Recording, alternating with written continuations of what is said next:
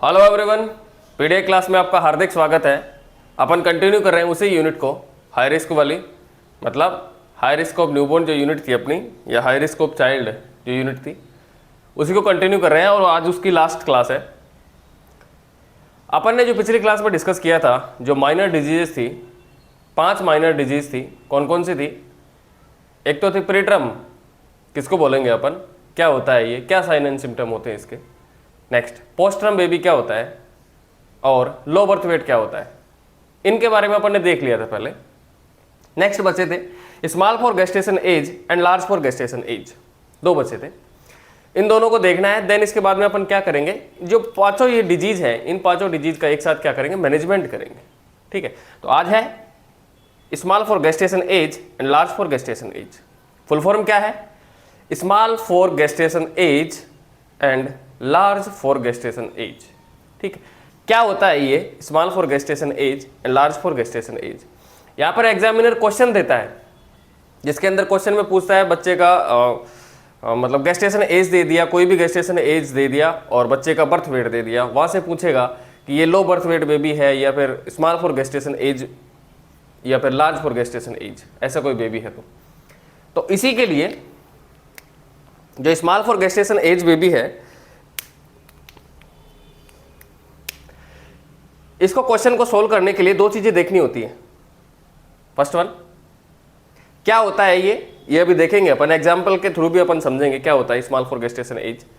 तो इनके क्वेश्चन को सोल्व करने के लिए 2 चीजें देखनी होती है। एक तो देखनी होती है गेस्टेशन एज, एक देखनी होती है बर्थ वेट। ठीक है, सेम इसी के लिए भी ऐसे ही, gestation age and birth weight. ठीक है, नेक्स्ट कैसे देखेंगे, एग्जाम्पल के थ्रू अपन देखते हैं। अभी सपोज किसी बच्चे की डिलीवरी हुई है 35 वीक ऑफ गेस्टेशन एज पर, और एट बर्थ बच्चे का वजन है सपोज 1.5 kg। एक एग्जाम्पल इसके लिए, नहीं तो ये नाराज हो जाएगा, बोले इसके लिए एग्जाम्पल हो गया तो मेरे लिए नहीं है। तो इसके लिए एग्जाम्पल है, suppose 35 week of gestation age पर बच्चे की डिलीवरी हुई है और यहां पर सपोज बच्चे का वजन है 3 kg। ठीक है, फर्स्ट एग्जांपल क्या है, यदि बच्चे की डिलीवरी कौन सी एज पर हुई है, 35 वीक ऑफ गेस्टेशन एज पर हुई है और एट बर्थ बच्चे का वजन कितना है, 1.5 kg। तो 2 चीजें देखनी है अपने को, एक तो गेस्टेशन एज देखनी है, एक बर्थ वेट देखनी है। ठीक है, मतलब गेस्टेशन एज है 35 वीक और वजन है 1.5 kg, मतलब गेस्टेशन एज की तुलना में बच्चे का वजन क्या है, कम है। गेस्टेशन एज की तुलना में बच्चे का वजन क्या है, नॉर्मल कंडीशन क्या होती है, नॉर्मल सपोज 37 वीक पर बच्चे की क्या हो रही है, डिलीवरी हो रही है, और वहां पर वजन अपने एवरेज क्या होता है, 2.5 kg। ठीक है, यदि ये कंडीशन है तो ये कंडीशन किसके अंदर आएगी, नॉर्मल कंडीशन के अंदर आएगी ये। लेकिन ऐसी कंडीशन है तो वो किसके अंदर आएगी, small for gestation age. Full form से इंडिकेट हो रहा है स्मॉल फॉर गेस्टेशन एज। यहां पर जो वर्ड है स्मॉल, वो स्मॉल लेंथ से रिलेटेड नहीं है, बर्थ वेट से रिलेटेड है, मतलब गेस्टेशन एज की तुलना में बच्चे का वजन कम है। एग्जाम्पल के थ्रू भी हो रहा है, 35 वीक पर क्या हो रहा है, बच्चे की डिलीवरी हो रही है और वजन है 1.5 kg। तो इसके अकॉर्डिंग बच्चे का वजन क्या है, कम है। यदि बच्चे का वजन क्या होता, सपोज 2.2 kg या फिर 2.3 kg, ऐसी कंडीशन आती तो गेस्टेशन एज के समान ही, जैसे गेस्टेशन एज के अकॉर्डिंग क्या हो रहा है, वजन बढ़ रहा है, तो वो कंडीशन किसके अंदर चली जाती है, एप्रोप्रिएट फॉर गेस्टेशन एज के अंदर। ठीक है, अभी अपने को देखना है स्मॉल फॉर गेस्टेशन एज। क्या देखा अपन ने, गेस्टेशन एज की तुलना में बच्चे का वजन मतलब एट बर्थ पर क्या होता है, कम होता है। देखते हैं कैसे, इनको देखने का अलग अलग नजरिया होता है, कोई कैसे देखता है, कोई कैसे देखता है, लेकिन इसके रेस्पेक्ट में गेस्टेशन एज देखते हैं, बर्थ वेट देखते हैं। नेक्स्ट एग्जाम्पल अपन देखें, ये एग्जाम्पल था इसका, समझ लिया आपने कि गेस्टेशन एज के अकॉर्डिंग बच्चे का वजन क्या है, कम है एट बर्थ पर।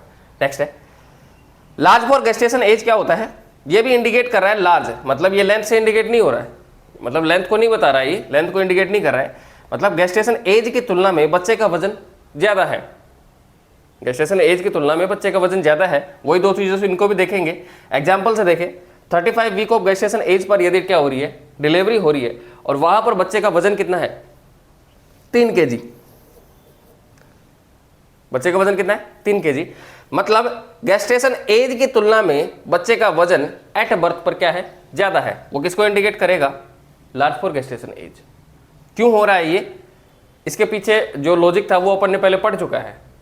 यदि गेस्टेशन एज के दौरान, मतलब गेस्टेशन पीरियड के दौरान माँ को यदि डायबिटीज मेलाइटिस है, तो इस वजह से ही बच्चे का वजन क्या हो रहा है, इंक्रीज हो रहा है, क्योंकि उसके ब्लड के अंदर ग्लूकोज की मात्रा ज़्यादा है। ठीक है, वो पहले अपन ने देख लिया है। नेक्स्ट, जो स्मॉल फॉर गेस्टेशन एज है and large for gestation age है, दोनों को इनसे देखते हैं। क्वेश्चन को सोल्व करने के लिए दो चीजें देखते हैं। नेक्स्ट, क्या डेफिनेशन होती है इसकी, क्या कोज होता है इसका।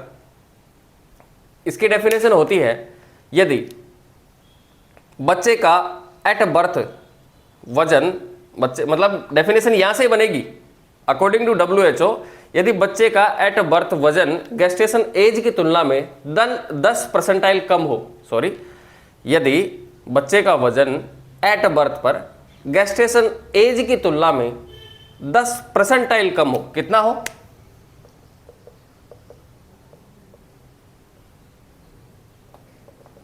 10% क्या हो, कम हो।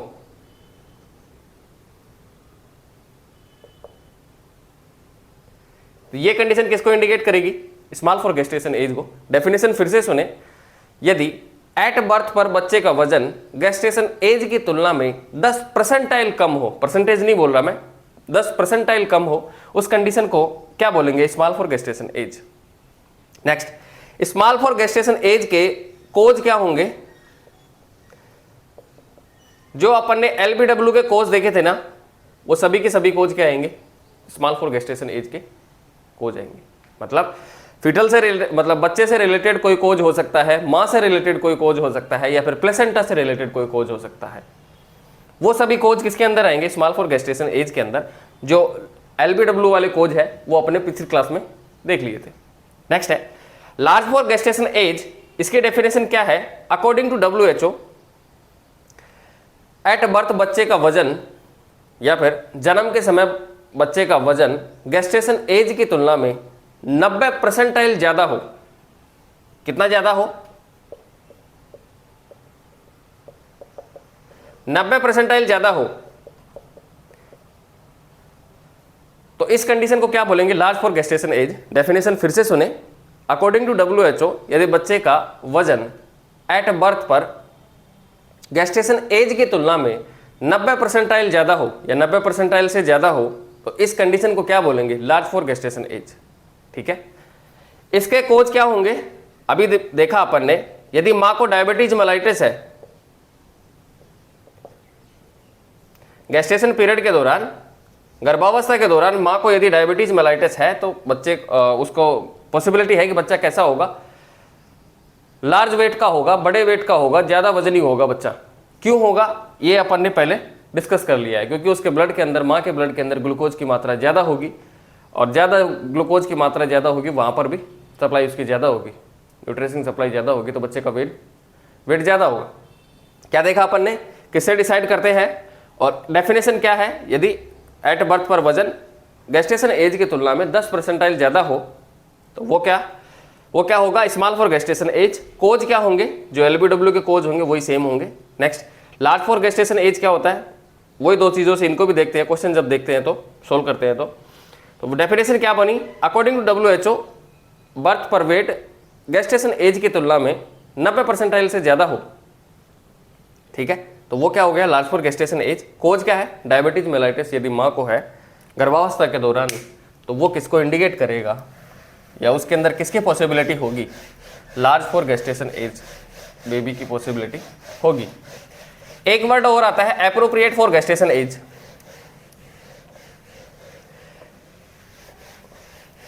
एप्रोप्रिएट फॉर गेस्टेशन एज का मतलब होता है बच्चे का वजन गेस्टेशन एज के अकॉर्डिंग बढ़ रहा है। क्या है, बच्चे का वजन, एक वर्ड आता है appropriate for gestation age, gestation age के अकॉर्डिंग बच्चे का क्या हो रहा है, वजन बढ़ रहा है। इस कंडीशन को क्या बोलेंगे, एप्रोप्रिएट फॉर गेस्टेशन एज। ठीक है, जैसे जैसे बच्चे की गेस्टेशन एज बढ़ेगी उसी के अकॉर्डिंग बच्चे का क्या हो रहा है, वजन इंक्रीज हो रहा है। ठीक है, ये अपन कहां से देखेंगे, वही दो चीज देखेंगे, गेस्टेशन एज एंड बर्थ से, बर्थ वेट से। यहां पर 3 प्रकार के क्वेश्चन आते हैं। फर्स्ट क्वेश्चन प्रीटर्म, नेक्स्ट है एलबीडब्ल्यू, और एक है small for gestation age, large for gestation age, या फिर एप्रोप्रिएट फॉर गेस्टेशन एज। ठीक है, इन तीनों क्वेश्चन को सोल्व करने के लिए 3 तरीके होते हैं। क्या क्या होते हैं, प्रीटर्म को डिफाइन करने के लिए अपने को क्या ध्यान में रखना है, गेस्टेशन एज। गेस्टेशन एज देखेंगे तो उससे क्या पता चलेगा बच्चा प्रीटर्म है या नहीं है। एलबीडब्ल्यू को डिफाइन करने के लिए अपने को क्या देखना है, ओनली बच्चे का बर्थ वेट देखना है। ठीक है, गेस्टेशन एज अपने को नहीं देखनी, ओनली बर्थ वेट देखना है बच्चे का। Next, small for gestation age है या फिर लार्ज फॉर गेस्टेशन एज है या फिर एप्रोप्रिएट फॉर गेस्टेशन एज है, इन तीनों को देखने के लिए क्या देखना होता है अपने को, गेस्टेशन एज भी देखना होता है और इसके अलावा बर्थ वेट भी देखना होता है। ठीक है, तो अपन ने ये 2 कंडीशन थी, ये 2 कंडीशन भी देख ली, small for gestation age and large for gestation age. अब अपन जो 5 जो डिजीज थी अपनी माइनर डिजीज, उनका मैनेजमेंट करते हैं एक साथ। क्या क्या मैनेजमेंट होगा, ये जो 5 माइनर डिजीज है मतलब हाई रिस्क वाली कंडीशन है, तो इनका अपन केयर कहां पे करेंगे, एनआईसीयू में करेंगे। मतलब केयर कहां पे करेंगे, इनका मैनेजमेंट करते हैं अपन, मैनेजमेंट ऑफ प्रीटर्म,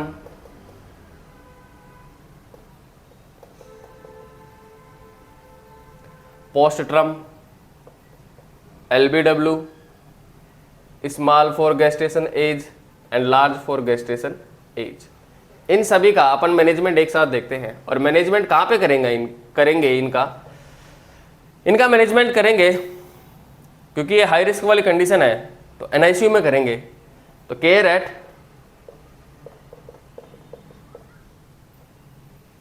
एनआईसीयू, कहाँ पर करेंगे, एनआईसीयू में। और एनआईसीयू की फुल फॉर्म क्या है, नियोनेटल इंटेंसिव केयर यूनिट। ठीक है, तो क्या क्या करेंगे अपन, first one, use aseptic techniques. अपने को यूज एसेप्टिक टेक्निक। ठीक है, यहां पर अपने को एसेप्टिक टेक्निक्स का यूज करना है। एसेप्टिक टेक्निक्स मतलब फ्री फ्रॉम इन्फेक्शन, मतलब स्टेराइल वर्ड यहाँ पर सही यूज होगा। मतलब स्टेराइल कंडीशन में अपन क्या करेंगे, काम करेंगे, मतलब स्टेराइल प्रोसीजर यूज करेंगे। ठीक है, मतलब एसेप्टिक का वर्ड का मतलब क्या हुआ, free from infection, sterile technique use करेंगे अपन। ठीक है, तो स्टेराइल टेक्निक यूज क्यों करेंगे अपन, उसके पीछे लॉजिक है कि जो न्यूबॉर्न है उसकी इम्यूनिटी क्या है, कम है। न्यूबॉर्न की इम्यूनिटी कमजोर है, और कमजोर होने की वजह से यदि अपन ने एसेप्टिक टेक्निक्स का यूज नहीं किया है या स्टेराइल टेक्निक्स का यूज नहीं किया है तो बच्चे के अंदर इन्फेक्शन होने की पॉसिबिलिटी ज़्यादा होती है। इसी वजह से जब भी एनआईसीयू में केयर करते हैं तो सबसे पहले क्या करना होता है, एसेप्टिक टेक्निक्स का यूज करना होता है। एसेप्टिक टेक्निक्स का मतलब क्या हुआ, फ्री फ्रॉम इन्फेक्शन या फिर स्टेराइल टेक्निक्स। क्यों करते हैं, क्योंकि बच्चे की इम्यूनिटी कमजोर होती है और बच्चे के अंदर चांस है इन्फेक्शन होने के, यदि ऐसा नहीं किया तो अपन ने। नेक्स्ट पॉइंट, इसके अलावा अपन क्या करेंगे, मेंटेन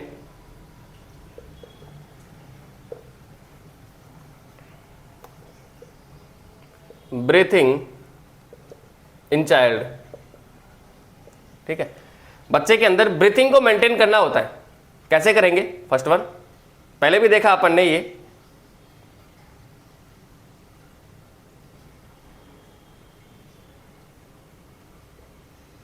क्लीन द एयरवे। सबसे पहले अपने को एयरवे को क्लीन करना होता है। और कैसे करते हैं देखा अपन ने पहले, या तो अपन गोज पीस के थ्रू करेंगे या फिर सक्शन मशीन के थ्रू करेंगे। एयरवे को क्लीन कैसे करेंगे, या तो सक्शन मशीन के थ्रू करेंगे या फिर गोज पीस से करेंगे। और वो देखेंगे कौन सी कंडीशन है, कंडीशन के अकॉर्डिंग करेंगे, ठीक है। कंडीशन पे डिपेंड करेगा कि यदि गोज पीस से करना है या फिर सक्शन मशीन से करना है। तो मतलब क्या हुआ, एयरवे को सबसे पहले क्या करना है, क्लीन करना है। नेक्स्ट बच्चे को फिर देंगे अपन स्टिमुलेशन। स्टिमुलेशन कैसे देंगे, जो सोल पर अपन फ्लिक करके स्टिमुलेशन देते हैं या फिर जो पीठ है मतलब बैक साइड में वहां पर रब करके क्या करते हैं, स्टिमुलेशन देते हैं ताकि रेस्पिरेशन में फायदा हो सके या फिर इंक्रीज हो सके, रेस्पिरेशन को स्टिमुलेट कर सके, ठीक है। स्टिमुलेशन कैसे देंगे, पैर पर फ्लिक कर मतलब सोल पर फ्लिक करके देंगे या फिर बैक पर रब करके। नेक्स्ट इसके अलावा बच्चे को देंगे अपन फिर पोजीशन। पोजीशन कैसे देंगे, सुपाइन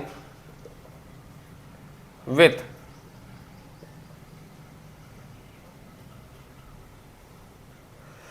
स्लाइटली एक्सटेंडेड नेक।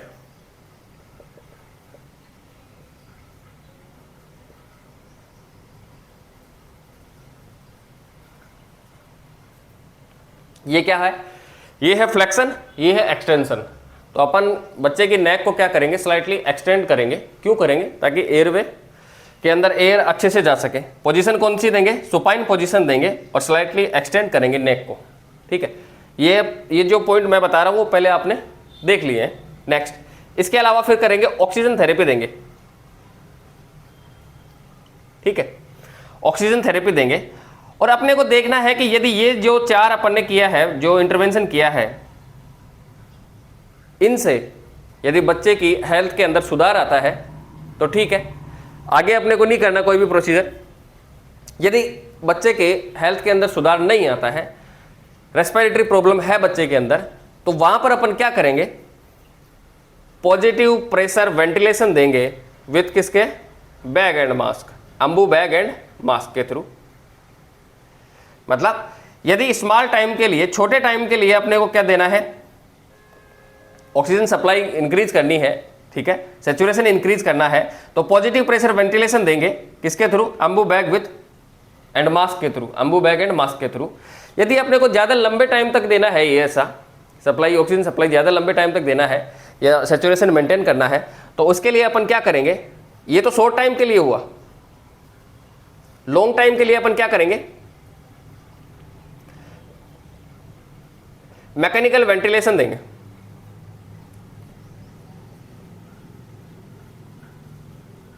ठीक है, मैकेनिकल वेंटिलेशन का यूज करेंगे लॉन्ग टाइम के लिए। शॉर्ट टाइम के लिए किसका यूज करेंगे, पॉजिटिव प्रेशर वेंटिलेशन, ठीक है, with Ambu bag and mask. तो ये है फर्स्ट वन, एसेप्टिक टेक्निक्स का यूज करेंगे। देन सेकंड, ब्रीथिंग को मेंटेन करेंगे, और कैसे मेंटेन करेंगे वो अपन ने देख लिया। नेक्स्ट, इसी मैनेजमेंट के अंदर थर्ड पॉइंट है मेंटेन वार्मथ। मतलब अपने को हॉट चेन को मेंटेन करके रखना है। हॉट चेन को मेंटेन क्यों करना है, हॉट चेन को मेंटेन करना है कि बच्चे के अंदर हाइपोथर्मिया नहीं हो सके, या फिर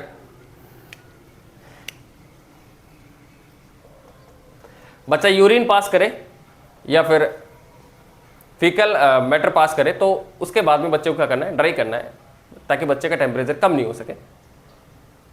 तो अपने को क्या करना है, मेंटेन। थर्ड पॉइंट क्या है, मेंटेन वार्मथ। कैसे करेंगे, ड्राई द न्यूबॉर्न, ये भी अपन ने पहले देख लिया है,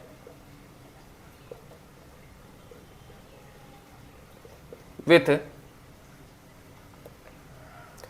प्री वार्म्ड लिनन।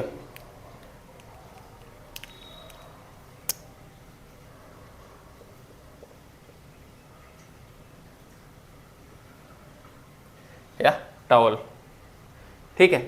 बच्चे को ये क्या कर रहा है यहाँ पे, इसका मतलब है dry the newborn with pre warmed linen. मतलब अपन क्या कर रहे हैं, जो हीट लॉस की मैकेनिज्म है उनको ब्लॉक कर रहे हैं। मतलब यहाँ पर कौन कौन सी हो रही है, कंडक्शन हो रही है, इवापोरेशन हो रही है, उन मैकेनिज्म को अपन क्या कर रहे हैं, ब्लॉक कर रहे हैं। क्यों कर रहे हैं ब्लॉक, यदि ब्लॉक कर देंगे अपन तो बच्चे के अंदर हाइपोथर्मिया नहीं हो सकता, या पॉसिबिलिटी उसकी कम है, ठीक है। इसके अलावा क्या करेंगे, यदि ऐसी कंडीशन, इससे ज़्यादा सीवियर कंडीशन है, तो फिर अपन क्या करेंगे, इसके अलावा फिर अपन देंगे, बच्चे को रखेंगे रेडिएंट वार्मर के अंदर। किसके अंदर, रेडिएंट वार्मर के अंदर। और रेडिएंट वार्मर क्या होता है वो अपन ने पहले देख लिया है,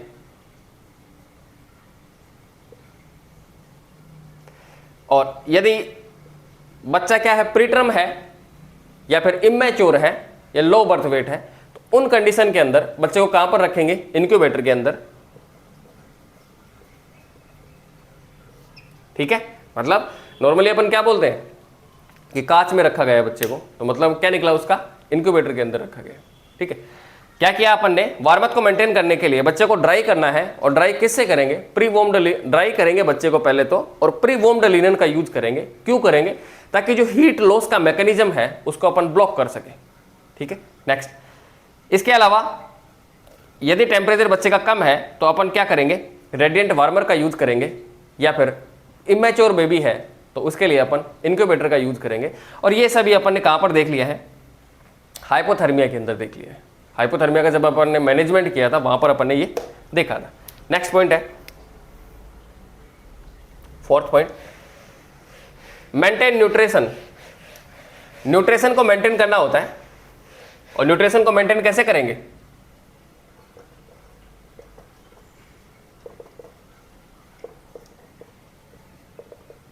न्यूट्रिशन को मेंटेन करने के लिए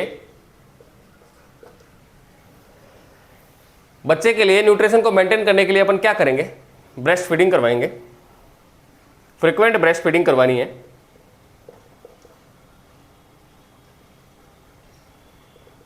ठीक है, इसके अलावा फॉर्मूला फीडिंग देनी है। यदि माँ क्या है, यदि माँ और बच्चे के मध्य डिस्टेंस ज़्यादा है, सपोज माँ घर पे है, बच्चा हॉस्पिटल के अंदर एडमिट है, वहाँ पर ऐसा नहीं हो सकता है, मतलब ब्रेस्ट फीडिंग सपोज नहीं करवाई जा रही, कोई भी कंडीशन है, तो वहाँ पर क्या करेंगे, फॉर्मूला फीडिंग देंगे। जो फॉर्मूला फीडिंग के लिए जो मटेरियल है वह कहाँ पर मिलेगा, वो मार्केट में अच्छे से मिल जाता है वो, और आप इसके बारे में अच्छे से जानते हैं। ठीक है, क्या करेंगे, फॉर्मूला फीडिंग करवाएंगे। यदि ये दोनों चीज़ अवेलेबल है, मतलब ये दोनों अवेलेबल है, ब्रेस्ट फीडिंग भी करवा सकते हैं या फॉर्मूला फीडिंग भी करवा सकते हैं, ये तो करवा ही सकते हैं, ये करवा सकते हैं, नहीं करवा सकते, ये तो देख सकते हैं, क्योंकि ये तो अपन मार्केट से लेके आ सकते हैं। तो फॉर्मूला फीडिंग और ब्रेस्ट फीडिंग, इन दोनों के अंदर बेस्ट यदि क्वेश्चन में पूछे तो बेस्ट होगा ब्रेस्ट फीडिंग।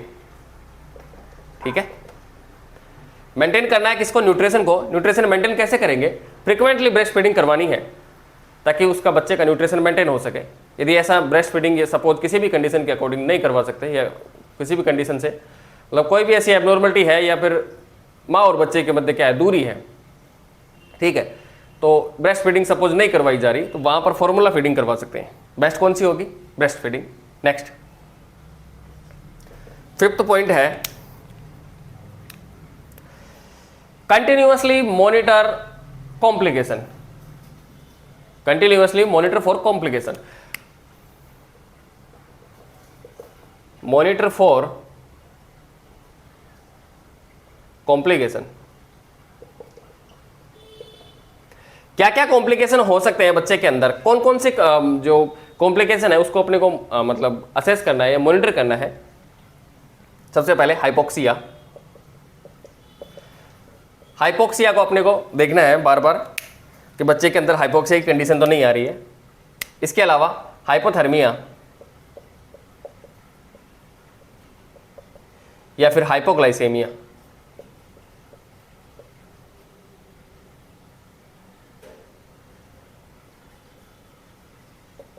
ठीक है, कौन कौन से कॉम्प्लिकेशन को देखना है बच्चे के अंदर, यदि कौन कौन से कॉम्प्लिकेशन आ सकते हैं। हाइपोक्सिया हो सकता है बच्चे के अंदर, हाइपोथर्मिया हो सकता है बच्चे के अंदर, हाइपोग्लाइसेमिया हो सकता है, मतलब ऑक्सीजन का लेवल बच्चे के अंदर क्या हो गया, कम हो गया।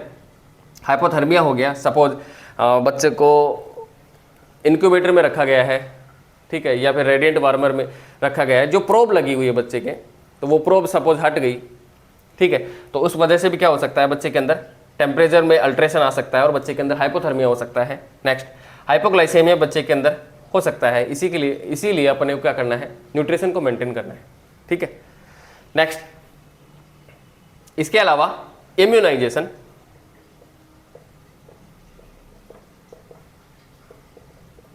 And transportation. ठीक है, इम्यूनाइजेशन कैसे करेंगे, जो नेशनल इम्यूनाइजेशन शेड्यूल है उसके अकॉर्डिंग इम्यूनाइजेशन करेंगे। ठीक है, वैक्सीनेशन करेंगे, किसके थ्रू करेंगे, नेशनल इम्यूनाइजेशन शेड्यूल के अकॉर्डिंग करेंगे। नेक्स्ट है ट्रांसपोर्टेशन। ट्रांसपोर्टेशन और जो वैक्सीनेशन है या फिर जो नेशनल इम्यूनाइजेशन शेड्यूल है वो अपन कहाँ पर देखेंगे, कम्युनिटी वाले चैप्टर के अंदर। जब अपन कम्युनिटी के अंदर पढ़ेंगे इम्यूनिटी, वहाँ पर अपन देखेंगे नेशनल इम्यूनाइजेशन शेड्यूल। नेक्स्ट है ट्रांसपोर्टेशन के दौरान क्या ध्यान रखना होता है। ट्रांसपोर्टेशन के दौरान जो हॉट चेन है या मैं बोल सकता हूँ वार्म चेन है, उस वार्म चेन को मेंटेन करना होता है, ठीक है। और उसको मेंटेन करने के लिए क्या करेंगे, बच्चे को कवर करके रखना है या बच्चे को KMC प्रोवाइड करनी है ट्रांसपोर्टेशन के दौरान। और आप जानते हैं मतलब बच्चे के अंदर बच्चे को KMC प्रोवाइड करनी है ट्रांसपोर्टेशन के दौरान। और आप जानते हैं KMC के बारे में आपने पहले पढ़ चुका है कि KMC कौन दे सकता है, माँ दे सकती है या फिर इसके अलावा और कोई भी दे सकता है। माँ भी दे सकती है या फिर फैमिली मेम्बर भी दे सकते हैं। और लेकिन वहाँ पर देखना होता है किसी भी प्रकार की कोई भी रेस्पिरेटरी ट्रैक्ट से या फिर रेस्पिरेटरी कोई एबनॉर्मलिटी नहीं हो अदर पर्सन के अंदर, किसी पर्सन के अंदर, या फिर इसके अलावा स्किन से रिलेटेड कोई इन्फेक्शन नहीं हो।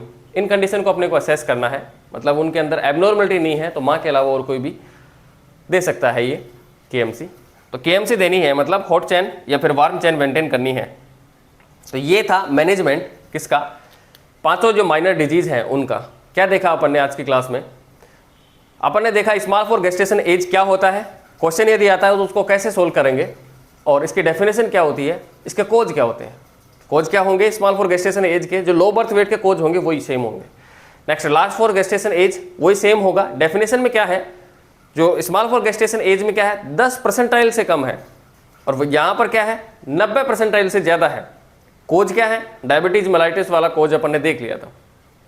देन इसके बाद में मैनेजमेंट किया। मैनेजमेंट में कौन कौन से पॉइंट देखे अपन ने। फर्स्ट वन, एसेप्टिक टेक्निक्स का यूज़ करना है अपने को, और एसेप्टिक टेक्निक्स का यूज़ करना है ताकि बच्चे की जो इम्यूनिटी कमज़ोर है उसको इन्फेक्शन नहीं हो सके, पहले ही से ही उसकी इम्यूनिटी कमज़ोर है। इसके अलावा अपने को मेंटेन करना है ब्रीथिंग को मेंटेन करेंगे। इसके अलावा फिर क्या करेंगे अपन, जो वार्मथ है उसको मेंटेन करना है, देन न्यूट्रिशन को मेंटेन करना है, और इसके अलावा कॉम्प्लिकेशन को देखना है अपने को, और कॉम्प्लिकेशन के अलावा immunisation and transportation.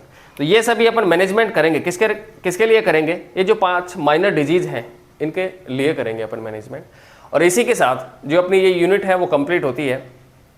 Next upon unit start करेंगे जो कार्डियोवैस्कुलर सिस्टम से जो डिजीज पोर्शन है उसको, और वहाँ पर भी अपन क्या देखेंगे, जो पीडिया के रेस्पेक्ट में जो क्वेश्चन आते हैं, जो पीडिया के लिए जो क्वेश्चन आते हैं मेनली जो मेजर डिजीज होगी वो देखेंगे, ठीक है।